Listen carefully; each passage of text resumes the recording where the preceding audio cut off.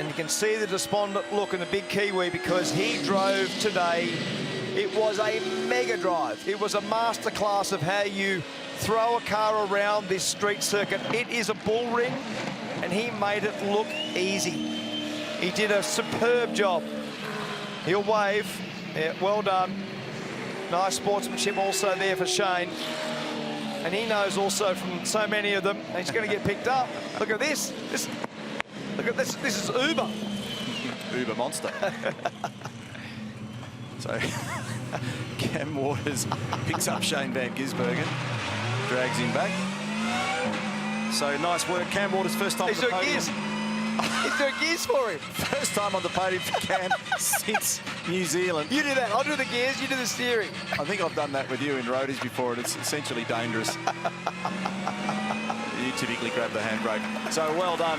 Nice to see Shane Van Gisbergen acknowledging the race winner and the guys that got on the podium. There's great camaraderie between them. They all fight hard on the racetrack, but there's a spirit of camaraderie and entertainment between them. Here's Nick Percat. Less than 1 lap remaining. This will be a sweet moment for him. Really complimentary overnight about the balance and behaviour of this car. And the team from Albury will celebrate this sweet moment. And particularly that bloke, Brad Jones. He will be wrapped. He's a board member at Supercars. He's a commission member of Supercars. He's a team owner operating a fistful of Supercars and Dunlop Super 2 and Super 3. It's a big commitment to motorsport for Jones. And the commitment for him will now be rewarded. And this is what we want to see. The other teams throwing punches at the 2 big operations that have done so well in the recent past. 2 corners remain now for Nick Percat. The Dunlop Super Dealer entry comes out of the final corner. Nick Percat grabs gears. He looks in the mirror. And what great success for Percat at Sydney Motorsport Park. He wins our 2nd race this weekend for the BP Ultimate Sydney Super Sprint. And that's a sad sight. Fabian Coulthard, who was limping when we caught him on the front straight 1 lap ago, and it's unfortunately ground to a halt. Yeah, that's a strange one, isn't it? To happen so late.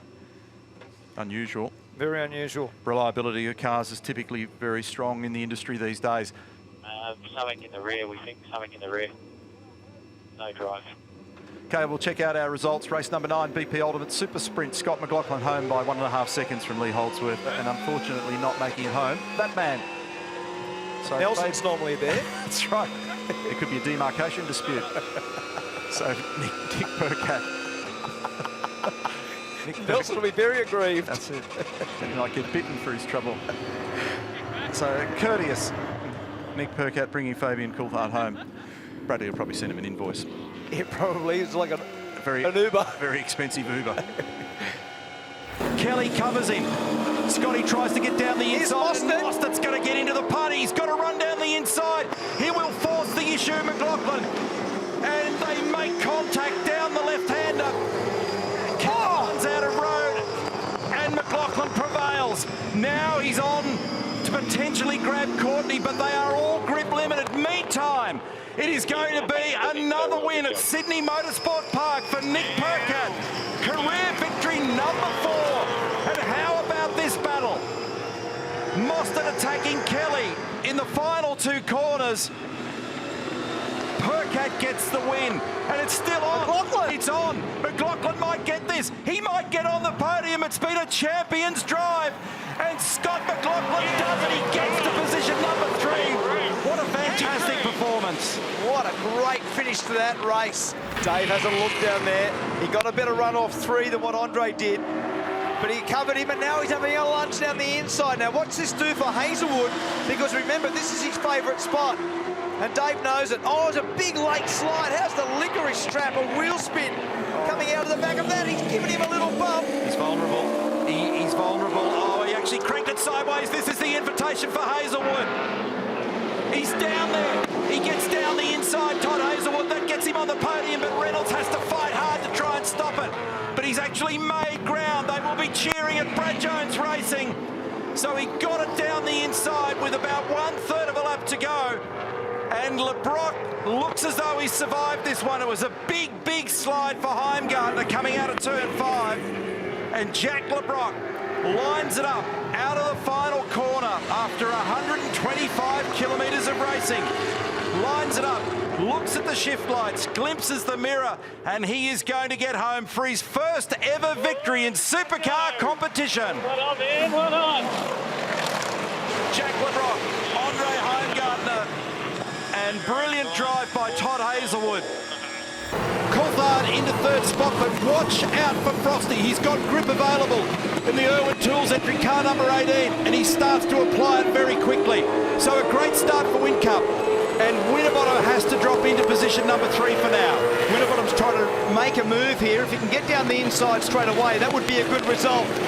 Bad start for Anton De Pasquale. He went backwards, and James Courtney on the soft tyre almost got him down to turn 1. Here we go. Here's Winterbottom down the inside. The team have advised Scott McLaughlin not fight. Off the road goes Hazelwood and Percat. Two team cars look as though they may have made contact, and I think there was a bit of damage there on Nick's car. Got some history, these two young blokes. Used to race each other in the Super 2 series and the Development series, and had some cracking races. Oh, and Nick's giving him a little rub coming onto the straight, so it's not done. So neither of them have got fabulous grip going at the moment, and Chaz is battling for drive. Whereas I think Percat's problem is inside front locking in a few places. Got him back here again. This is one heck of a battle. So it's not for a podium, but it's for pride and points. Percat down the inside. Crisscross push and shove, and he's given him one down at turn 1. And Percat's gone off the road. Mostert will be in strife for that. That was blatant. So they're starting to size up each other again in the braking area. And Chaz moves to the right to do the undercut, and then he swipes the rear bumper in the process. So he was hoping to come out shallow on the other side. Lots of different angles of coverage here for you. So he sits it up high and then tries to drive it down the inside, but he tags the right rear corner in the process and turns him. Viewpoint now over the shoulder of Nick Percat. So they're in 6th gear. They've got to get back to 2nd. Big brake pressures involved here. Watch this.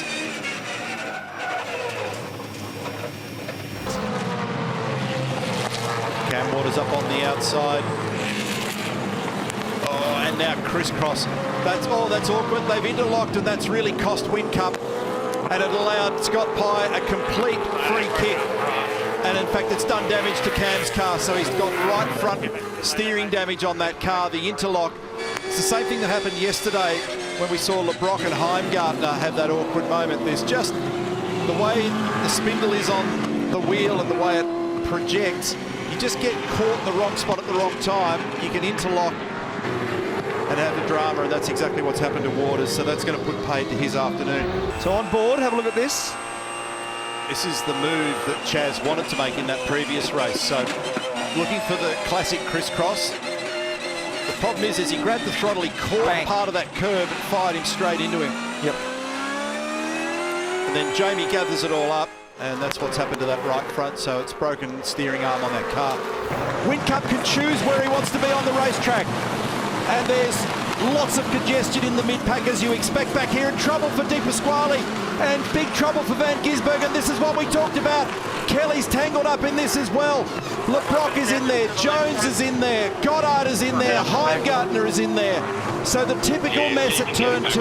Unbelievable presence of mind for Scott McLaughlin to turn back on the inside of De Pasquale. He got away with that. There's a lot of damage to the back of his Mustang, but he got away with it around the inside. Scott McLaughlin is already in 8th position. He's gained 8 spots as a consequence of that incident. Yeah, they race hard. Pretty wild, aren't they? Which is cool. Look at Shane, he's got a bit of a run going here. He carried some more speed through 10. Anton spots him coming. Shane hits the mark, pulls it up beautifully and makes a clean pass. Well done. Now this is Van Gisbergen on McLaughlin. So Scott, considering where he started, down in 13th, and the early pit stop for him has shuffled him up the order nicely, but I think he's vulnerable now to Van Gisbergen with the younger tyre on the car. And look, that's just textbook straight down the inside. McLaughlin doesn't want to have a bar of it, and this is how and why it happened. Down the inside, BP Ultimate Replay, Shane Van Gisbergen, he's got pace. He's thinking hard about staying with the throttle. He had to clear it momentarily, but he slides down the inside and punches it down in the fresh air for another spot over James Courtney, brings him up into 4th position. Does he feint? He sort of feints a little bit left, and then he fires it down the right-hand side. Very easily done. Beautiful manoeuvre. Cool racecraft. Yeah, puts himself in the blind spot, sweeps it out to the left, and then just appears out of nowhere where it's difficult to see where he's coming from. He's got grip on his side at the moment, and that brings Shane up a spot. So where Cam momentarily thought, nice work, up on the podium, he's just been displaced once more. Here we go. So McLaughlin deals with... Oh, they've both gone in. How good's that? That's fortuitous, isn't it? So you've got Alex Davison and Macaulay Jones coming in. That has had the effect of bringing Cam Waters absolutely onto the rear bumper. He can read the part number on the back of the rear wing of McLaughlin's car now. Does he dive? Close enough. A couple of laps ago to have a think about it. He might be again. He's very strong down here at the moment, Waters, and he gets right in there, far enough to be able to be very close to McLaughlin. This is potentially for a win. And if you're Scott McLaughlin and you're a championship leader with a margin of 109 points, do you force the issue to the point where there's a graunch? Probably not. Cam's got nothing to lose. He might as well have a fair crack at it. And the hard part is, folks, when you put your foot on the brake from over 250 kilometres an hour, trying to slow it sufficiently for turn 2, it's only 70k. So as you're trying to knock 180k out of the car, you're forecasting how the car's slowing versus your competitor. It's easy to overrun it. He almost drilled the back of Scott that time. Car in front is Fabian Coulthard. He's yet to take his compulsory stop. He's now got his teammate behind him who's vying for the lead of the race when they all do stop. So one assumes Fabian's going to make that relatively easy for them. Winterbottom, Van Gisbergen and Heimgartner have now come into the lane. So Jamie continues his long run. 6.9 seconds is the gap over Todd Hazelwood, who's second. Scott Pyers now in third place. Viewpoint from Scott McLaughlin's car, and he's down the inside of Fabian. Cam is even closer now. You see the whites of his eyes through turn 2. Waters is on him. And the two things that happen now is that the lead guy, as in McLaughlin, it's hardcore in the rear vision mirror. He'll be looking as to where the little gaps are, where he gets away, and what sort of advantage or disadvantage he has versus Cam. You can see their helmet, you can see their eyes. Oh, that does not look good. That does not look good for Shane Van Gisbergen. He has had... He's had a shocker of a time in 2020, and it just got worse. So with a 16-second margin, the Red Bull Holden Racing team number 97 is huffing and puffing its way back into the pit lane. And it's left oil on the road back there as well, because the thing was having a fair slide. Oh,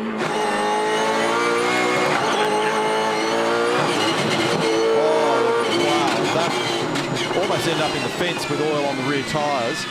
Oh, have a look at trying to steer it there.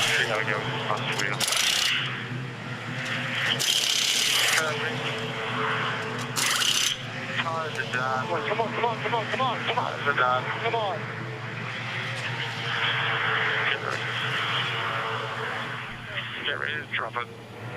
Drop it. Yeah, I can't tell exactly what it is, but looking underneath the car here, gee whiz, they're going to ship that, eh? That surprised me. It's on fire. Under there, I can see it, just caught fire, and it is spewing out oil. Look on the ground here. I don't know if we get a picture on the ground, but I'm not sure what sort of oil that is. It's clear, doesn't look like engine oil to me. It's power steering oil, Larko, from what we understand, because they've just put a big steering wheel on that car. They've changed the diameter of the steering wheel to try to get him home. 97. They've black flagged it. They've given it a mechanical black flag. And he just limps his way back in now. So mechanical black flag as they try and deal with the issue for car number 97. Straight in. Keep it going. Thank you. McLaughlin has to just lift the throttle momentarily to drop back into position. And look at Van Gisbergen sweeping down from the outside. Can he make this work? Ideally positioned, and Van Gisbergen has done a magical job of taking second spot. Well done. And this will be where Nick is most vulnerable down here at 11 and into the final corner at 13 because of what he does at 7 and 8, Van Gisbergen. So he's offering it up. Lunge. Here we go. And there's space and he does it. So on for the crisscross now. Percat looks to respond down the other side, but this becomes the long way round when they get down here to turn 1. And there's marbles out there as well. So this is 250 kilometres an hour, and Van Gisbergen pokes it to the lead. 2.86 kilometres, and he's got a handsome margin, 7.5 seconds, Van Gisbergen over McLaughlin. He strolled along nicely for the last 3/4 of an hour or so. It was a bit frantic initially. There's the margin. And we thought that Jamie was going to be a little bit closer. Just when you looked 5 or 6 laps ago, he was getting closer millimetre by millimetre, but probably spent the rubber at that point. But this has been a beautiful drive. Now, this just happened down at turn 11, Rick Kelly and Chaz, and then because Rick actually redressed effectively, it meant that David cannoned into the back of him. Back to our race leader, so that put a fair amount of damage on the snout of the Reynolds mobile. So hopefully it can get to the end, but that means they'll have a bit of work to do between the races. Van Gisbergen. You have to go back to Newcastle 2019, the last time that Shane Van Gisbergen was able to do this. He had a tough day yesterday. Into the final corner, he lines it up. It's been an exquisite drive this afternoon by Shane Van Gisbergen to take his first victory in Townsville for the 2020 season, and 100 points. 8.5 seconds clear. Oh, Scott McLaughlin. It's 11/10 with this group. Oh, and Nick runs wide. Cam actually momentarily just gets into the back of them, and this is going to make him vulnerable. Oh, and he's gone around Cam Waters. Can you believe that? So Percat throws the flag, come in and get some fresh rubber, and Cam Waters ends up getting upended on the way in. Crash. Oh, I've got to come back to it because Anton's in the wall hard here as our race leader comes in. So this is a big moment for Di Pasquale, who's had a tricky weekend. And he's made contact further down the road with those tyres. We're hearing that he said that something broke. Meantime, here's the key stop for Shane.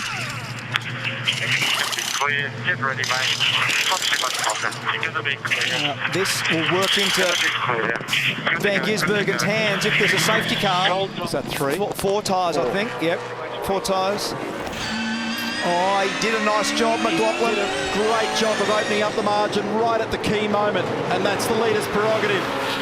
And it's certainly a long way to go still for McLaughlin. Have a look down the inside. Here come the Red Bulls. Double header. And Whincup down the inside, and so is Van Gisbergen. What a cool move. Here comes Shane down the inside. He should be able to do this with relative ease. He lets him go. Whincup's let him go. Exactly. Does he get down the inside? Van Gisbergen dives it down there and gets there. And Jamie. Go at Whincup. 2 for 1. A 2 for 1 deal as Van Gisbergen and Whincup get to the lead. The Red Bull fans have enjoyed that one. Take it to the checker in this position. All good. Take it home. Brad McPherson, engineer, encourages him. Have a go. What's going on for third place in the background? Because Mostert's even closer. So Van Gisbergen has got this one wired, but Mozzie's going to put a heap of pressure on Scotty. McLaughlin slows him down, but Van Gisbergen makes it 2 from 2 on Sunday in Townsville. Whincup in second, and McLaughlin holds on by a fingernail in third. He's starting to search high and low and looking for a way round here on McLaughlin, and McLaughlin might have to cover, and he does. He moves it to the right, and Whincup goes down the inside. This is going to be tight. They force the issue. There's contact. They're both off the road. So McLaughlin and Whincup have made contact, and that will reveal Van Gisbergen in the leader. McLaughlin's now in the midfield or beyond. That's a game changer in the championship. A last-minute dive. He's up. Well, he's up far enough. Did he have total control of it? Was he making the apex? That's the question. You from on board McLaughlin, who moved it to the right and then moved back to the racing line, and that opened up the gap. And then there's contact. Looked like he was going to spin, but he gathered it up. Here's the other view from Shane Van Gisbergen's car. Watch Jamie. Jamie had it locked up also on the rears, which will also make the story more confusing to unravel when you're the driving standards advisor. McLaughlin moves to the right, Whincup dives, but right at the critical moment, Whincup's got the rear brakes locked. They have hip and shoulder contact. Off they both go. They are racing for sheep stations out there. This is an awkward place to be on the outside when you go down here to the kink. Here he comes Heimgartner, and almost side-by-side action. They're 3 wide into turn 6, and Andre locks up and runs wide. Waters gets into the party here as well. Nobody saw Heimgartner coming then. 2 positions for Heimgartner in the one spot. Great driving. McLaughlin gets into the back of Mostert and checks him up. They go 3 wide. Perfect invitation for Heimgartner, who bombs it down the inside. They then have a little bit of light contact. We're riding with Waters. He's the cameraman in this game. So McLaughlin had nowhere to go, and then when he went to the left, suddenly there's a white Mustang there. Bang, they all crunch into each other.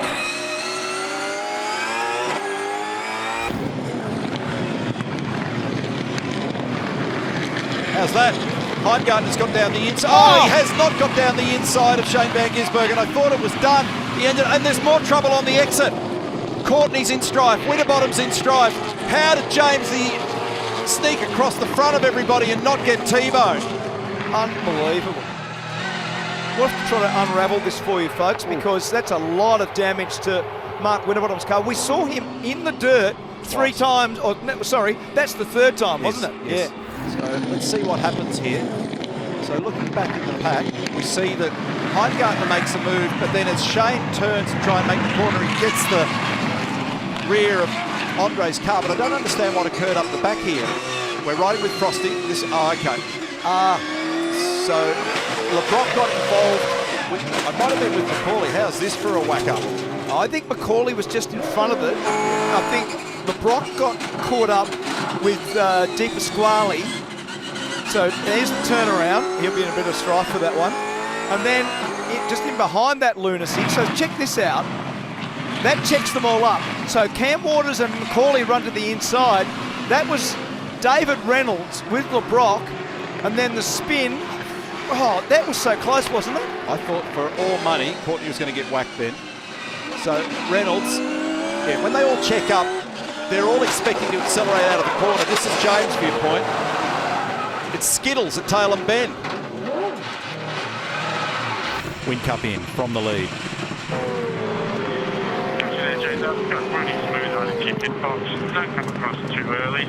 Now at the time when Scott McLaughlin peeled off, it was 1.5 seconds to Jamie.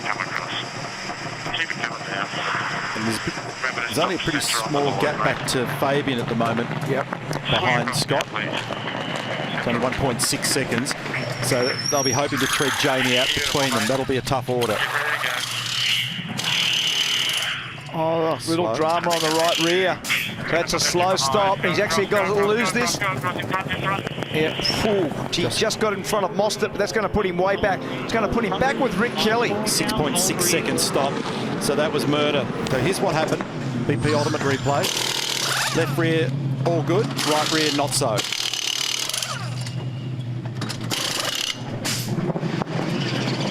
I don't know what happened.